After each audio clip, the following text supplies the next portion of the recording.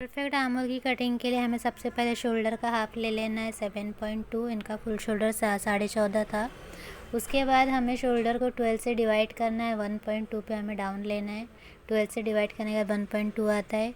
हमें गले की चौड़ाई लेना है 2.25, दोनों को मिला देना है। अब हमें इनका जो चेस्ट है वो 39.5, उसको 6 से डिवाइड करना है तो आएगा 6.5, उसमें +1 करना है तो आएगा 7.5। तो हमें 7.5 पर एक निशान लगाएंगे तो हमें चेस्ट की लाइन मिल जाएगी। ये हमने 7.5 पे निशान लगा लिया। 32 से लेके 39 तक आपका चेस्ट हो और गले पीछे का गला 1 से लेके 4 तक हो तो आप ये फॉर्मूला यूज़ कर सकते हैं।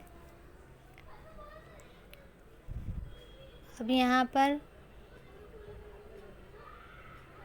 जितना भी ऊपर शोल्डर है 7.25, उसमें से हाफ माइनस करके हमें लेना है।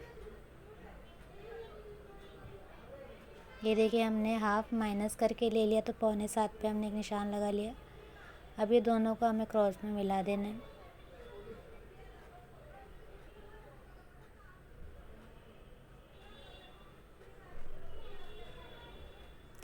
चेस्ट के अंदर हमें 3 प्लस करेंगे, उसके बाद उसको 1/4 कर देंगे तो जो भी आंसर आएगा उस पर निशान लगा लेना है।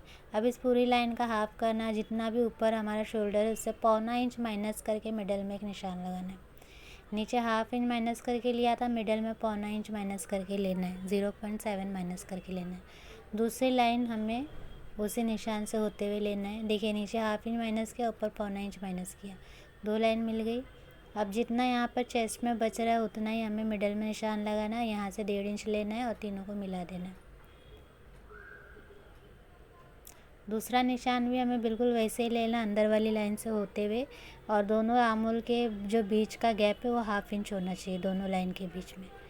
अब इस कमर को हमें चेस्ट से मिला देना है, शेप दे देना है।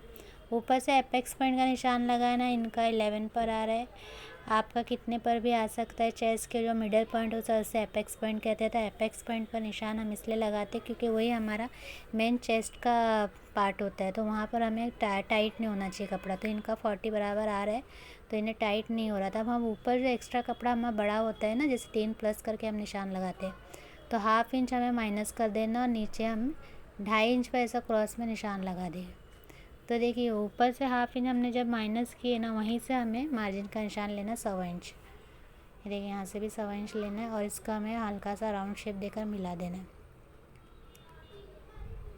ऊपर चेस्ट में हमने पहले 3 इंच प्लस करके लूजिंग देकर निशान लगाया था। बाद में हमने देखा 1/2 इंच अंदर ले लिया और 2.5 इंच पर मिला दिया। तो ये जो 1/2 इंच हमारा कट होता है वहाँ से हमें जो आर्महोल में झोल आता है वो नहीं आएगा। अब हमें 1/2 इंच डाउन भी लेना है। ये देखिए अब ऊपर जो 1/2 इंच कट हुआ उससे भी हमें 1/2 इंच, उससे भी हमें आर्महोल में झोल नहीं आएगा। अब ये आर्महोल हमें नापना है इनका पूरा कंप्लीट आ रहा है या नहीं आ रहा। तो इनका आर्महोल पूरा कंप्लीट आके 1/2 इंच एक्स्ट्रा आ रहा है तो 1/2 इंच हमारा शोल्डर की सिलाई में चला जाएगा।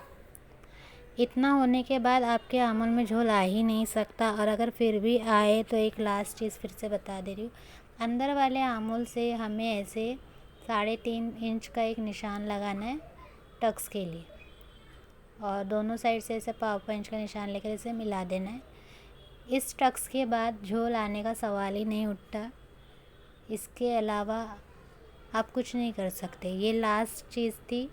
सारी चीज़ें मैंने बता दी, कहाँ कहाँ से हमें जो कपड़ा एक्स्ट्रा होता है माइनस करना होता है। ये परफेक्ट आर्महोल की कटिंग है। इस तरीके से कटिंग कीजिए, कभी झोल नहीं आएगा।